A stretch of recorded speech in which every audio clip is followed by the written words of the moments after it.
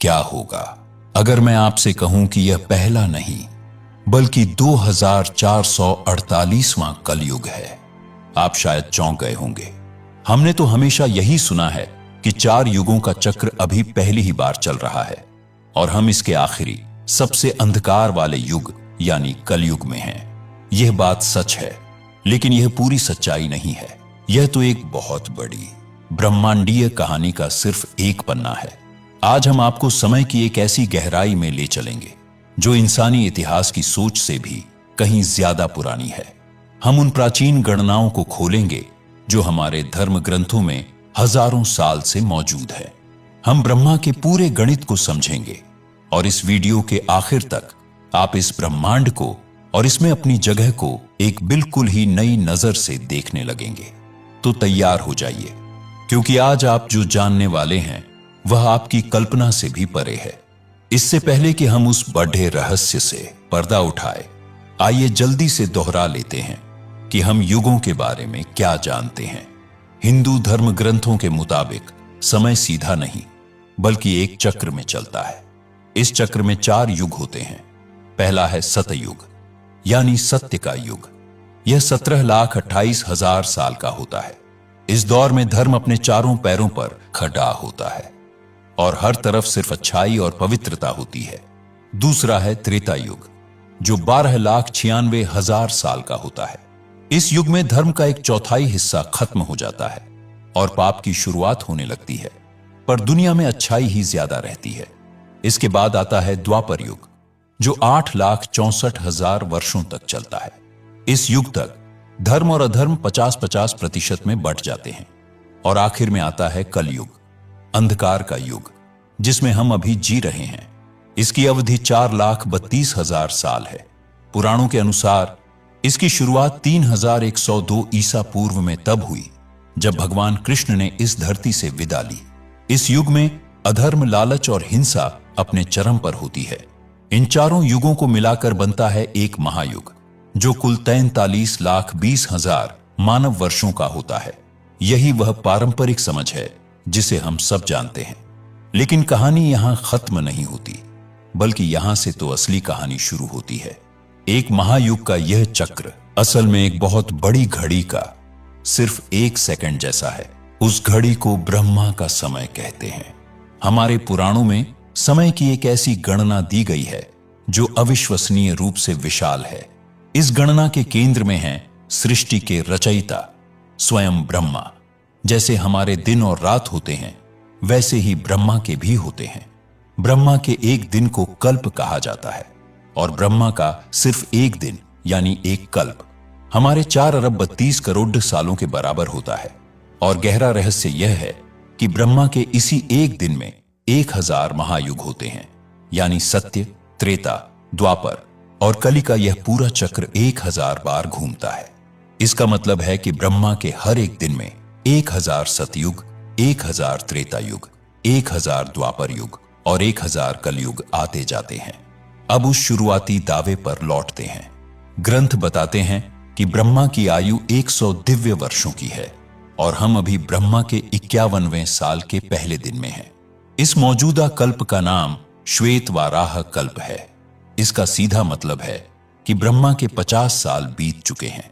जरा सोचिए, उन 50 सालों में कितने कल्प आए होंगे और हर कल्प में 1,000 महायुग। अब बात करते हैं हमारे आज की।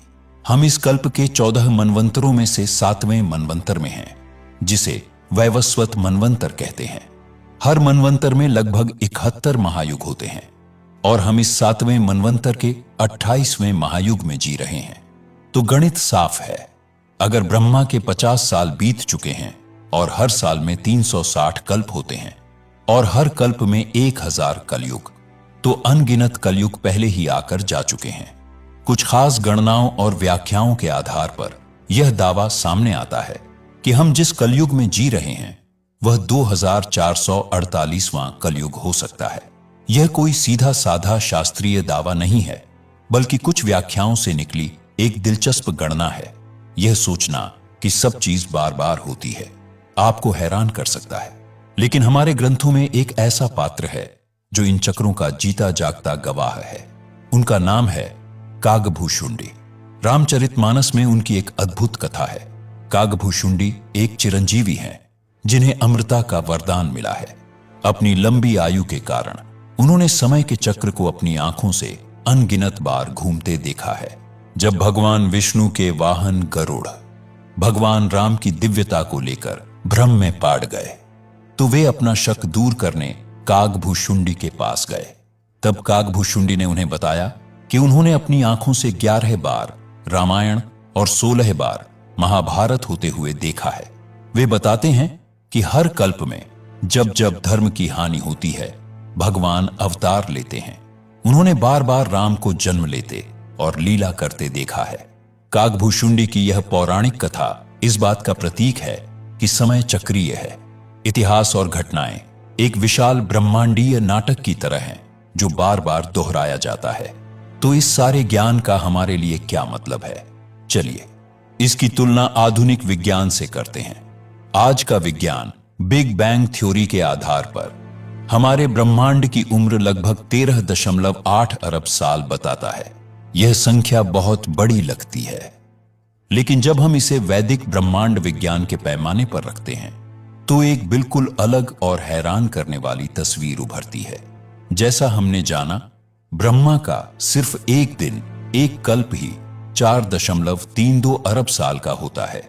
इसका मतलब यह है कि आधुनिक विज्ञान जिसे ब्रह्मांड की लगभग पूरी उम्र मानता है, वह वैदिक ब्रह्मांड विज्ञान में ब्रह्मा के बस कुछ दिन रात के बराबर है। ब्रह्मा की पूरी आयु तो 311 खरब मानव वर्षों से भी ज्यादा है। यहां मकसद विज्ञान को कम दिखाना नहीं है, बल्कि यह समझना है कि हमारे ऋषियों ने समय को किस अकल्पनीय विस्तार में देखा था। जहां विज्ञान एक ब्रह्मांड के बनने और मिटने की बात करता है, वहीं हमारे ग्रंथ हजारों साल पहले ही अनगिनत ब्रह्मांडों के बनने और मिटने की बात कर चुके हैं। यह ज्ञान हमें विनम्र बनाता है। हमारा जीवन, हमारी सभ्यता इस ब्रह्मांडीय नाटक में एक छोटे से कण के बराबर भी नहीं है। तो क्या हम 2448वें कलयुग में हैं? ब्रह्मा के गणित और कागभूषुंडी की कथा के प्रतीकों को देखें तो यह एक दिलचस्प संभावना लगती है। हम एक ऐसे चक्र में जी रहे हैं जो पहले भी हजारों, लाखों बार घूम चुका है। यह जानना कि हमारा युग अनोखा नहीं है, हमें एक गहरे सवाल की ओर ले जाता है। अगर समय इतना विशाल और अनंत है और यह सब पहले भी हो चुका है और फिर होगा, तो इस छोटे से जीवन का असली उद्देश्य क्या है? शायद इसका जवाब कर्म के सिद्धांत में छिपा है।